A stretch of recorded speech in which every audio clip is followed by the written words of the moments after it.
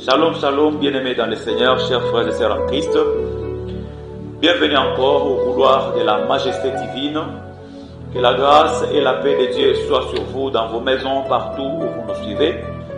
C'est toujours votre bien-aimé prophète Émile Royal.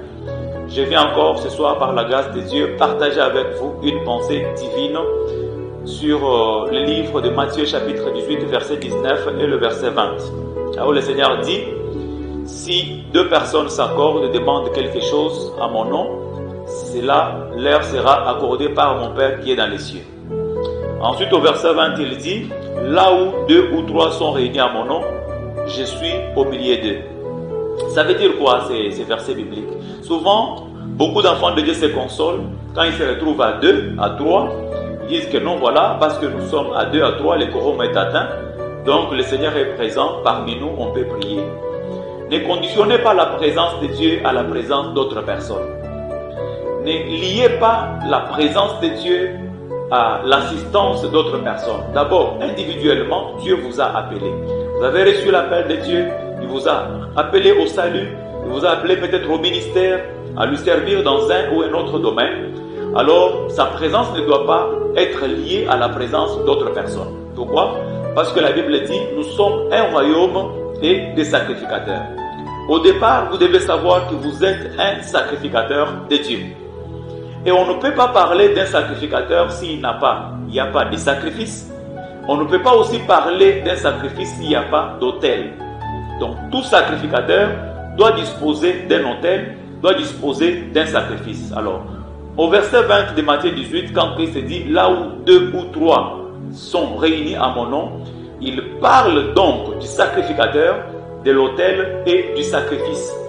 C'est-à-dire, seul en tant que sacrificateur de Dieu, sacrificateur de Jésus-Christ, tu peux être dans ta chambre seul, tu peux être sur une montagne seul, tu peux être dans un enclos seul, ou que tu sois dans la voiture, dans l'avion, seul particulièrement, avec l'autel de Dieu permanent dans ta vie et les sacrifices permanents.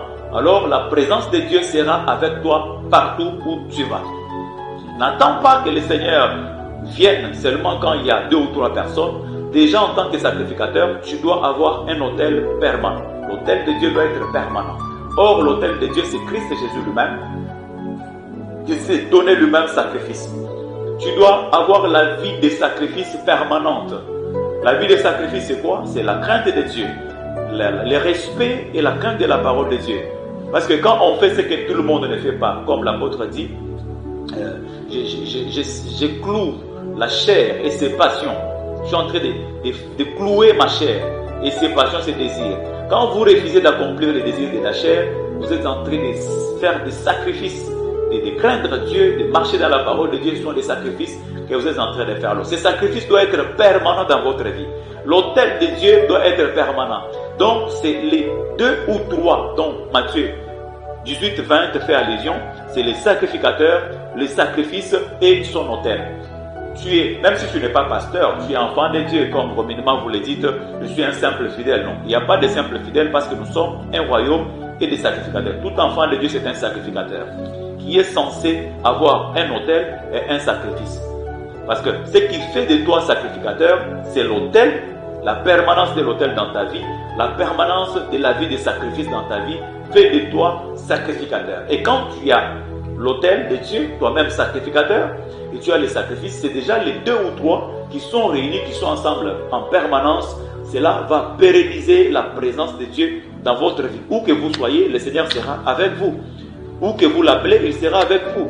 Vous pouvez vous retrouver au milieu de la nuit seul dans votre chambre, attaqué par l'ennemi, attaqué par une maladie. Alors, vous n'allez pas attendre qu'il y ait une deuxième ou une troisième personne pour que le Seigneur soit présent.